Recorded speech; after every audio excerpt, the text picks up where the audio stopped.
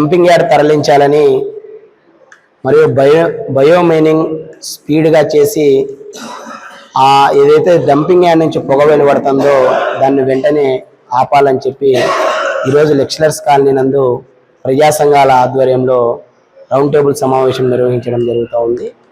ఈ సమావేశంలో భాగంగా మేము ఒకటే ప్రభుత్వాన్ని అడుగుతూ ఉన్నాం.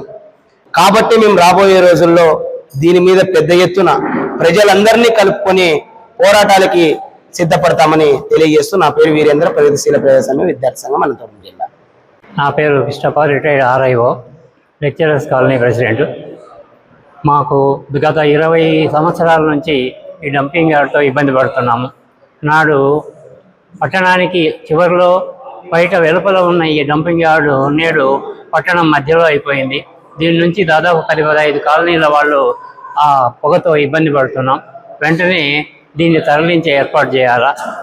నా పేరు GC ప్రకాష్, OPDR జిల్లా సహాయ కార్యదర్శి. ఈరోజు ప్రజా సంఘాల ఆధ్వర్యంలో రౌండ్ టేబుల్ సమావేశం నిర్వహిస్తున్నారు. డంప్ యార్డ్ని పూర్తిగా ఎత్తేయాలి. ఎవరైనా సరే గుత్తి రోడ్డుకు కానీ లేదా జగనన్న వారధిపైన దగ్గరికి రండి. ప్రతిరోజు డంప్ యార్డ్ నుంచి ఎంత పొగ వెలువడుతోంది, ప్రజల శ్వాసకోశ ఇబ్బందులు ఎంత ఉన్నాయని మీకు తెలుస్తుంది. కాబట్టి ఈ విధంగా డంప్ యార్డ్ని ఎత్తేయాలని కోరుతూ మేము డిమాండ్ చేస్తాం. నా పేరు TV రెడ్డి, నేను ప్రజాస్వామ్య పరిరక్షణ ఐక్యవేదిక జిల్లా నాయకుడిని. అదే కాకుండా ఇక్కడ లెక్చరర్స్ కాలనీ నివాసిని కూడా. గత 26 సంవత్సరాలుగా ఈ డంపింగ్ యార్డు ఎత్తివేయాలనేటువంటి ఒక నినాదంలో పోరాటాలు చేస్తూనే ఉన్నాం. అయితే ప్రభుత్వాలు ఈ మధ్యకాలంలో స్పందించి దీన్ని వెంటనే మేము తరలిస్తాము అన్నప్పుడు చాలా హర్షం వ్యక్తం చేశాం. ఈ ప్లాస్టిక్ అయితేనేమి జనాభా పెరగడంతో చాలా ఎక్కువ మనం ఇక్కడ వేస్ట్ అయితే ఎక్కువ వస్తూ ఉంది. ఏ ప్రభుత్వం అయినా కానీ, ఏ గవర్నమెంట్ ఉన్నా కూడా ఏ రోజు ఆ రోజు క్లియర్ చేసుకుంటూ వస్తే ఈరోజు ఈ పరిస్థితి ఉండేది కాదు.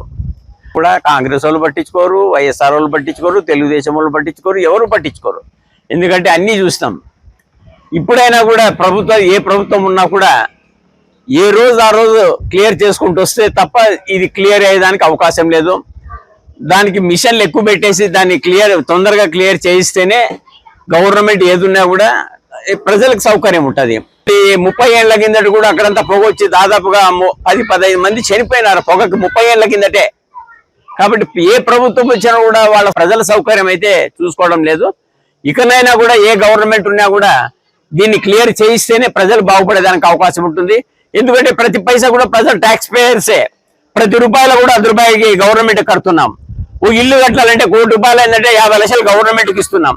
కానీ ఈ ప్రభుత్వాలు అర్థం చేసుకోకుండా వాళ్ళు ఇష్టం వచ్చినట్లు వ్యవహారం చేస్తున్నారు. కానీ వాళ్ళకి ఎన్ని సౌకర్యాలు కల్పించినా కూడా ఏదో మనం ఏదో జీతగాళ్ళ మాదిరి కనపడుతున్నాం ప్రజలు ట్యాక్స్ పేయర్స్ వాస్తవంగా భారతదేశంలో. కాబట్టి ఇకనైనా కూడా ఏ అధికారులు కూడా కన్ను తెలిసి అరే ప్రజలు ట్యాక్స్ కడతానేరా, ఇవన్నీ మాకు సౌకర్యాలు కల్పిస్తున్నారని చెప్పేసి ప్రజలు సౌకర్యాలు కల్పించాలని చెప్పేసి నేను ప్రభుత్వాన్ని కోరుతున్నాం. భారత ప్రజా రైతు సంక్షేమ సంఘం తరఫు నుంచి మేము ప్రజల సౌకర్యము ప్లస్ రైతుల సౌకర్యం కూడా మేము చేయడానికి మేము ప్రయత్నం చేస్తున్నాం.